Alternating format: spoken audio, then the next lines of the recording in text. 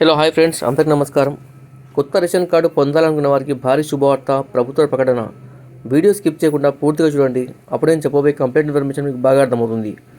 Video నచ్చితే వీడియోకి like ఇచ్చి నన్ను సపోర్ట్ చేయండి. ఫస్ట్ టైం నా ఛానల్ విజిట్ చేసినట్లయితే తప్పక సబ్స్క్రైబ్ చేసుకోండి. ఇక వీడియోకి వెళ్దాం ఫ్రెండ్స్. కొత్త రేషన్ కార్డుల కోసం ఎదురు చూసే వారికి గుడ్ న్యూస్. కొత్త రేషన్ కార్డుల జారీ ప్రక్రియ ప్రారంభం కానుంది. వికారాబాద్ జిల్లాలో కొత్త రేషన్ కార్డుల మంజూరు కోసం అర్హత కలిగిన వారు ఎంతో ఆశతో ఎదురు చూస్తున్నారు. ప్రజాపాలనలో భాగంగా సెప్టెంబర్ 17 నుంచి 10 రోజుల పాటు జరిగే ఈ కార్యక్రమంలో అర్హుల నుంచి రేషన్ కార్డులు, ఆరోగ్య కార్డులకు దరఖాస్తులు స్వీకరించనున్నారు. అప్లై చేసుకున్న వారికి పరిశీలన తర్వాత కార్డులు జారీ చేయనున్నారు. కార్డుల జారీ ప్రక్రియ కూడా వచ్చే నెలలో ఉండొచ్చనే అంచనాలు నెలకొన్నాయి. అదే జరిగితే చాలా మందికి పండుగ ముందు గుడ్ న్యూస్ లభించినట్లు అవుతుంది. తొలి విడత ప్రజాపాలనలో పేదల నుంచి తెల్ల రేషన్ కార్డుల కోసం అంచనాకు మించి దరఖాస్తులు వచ్చిన విషయం తెలిసిందే. మొత్తం 2,84,275 దరఖాస్తులు వివిధ పథకాల కోసం అందగా వాటిలో 10,000కు పైగా రేషన్ కార్డుల కోసం అప్లికేషన్లు వచ్చాయని అధికారులు ప్రకటించారు. చాలామంది కొత్త రేషన్ కార్డుల కోసం దరఖాస్తు చేసుకున్నారు.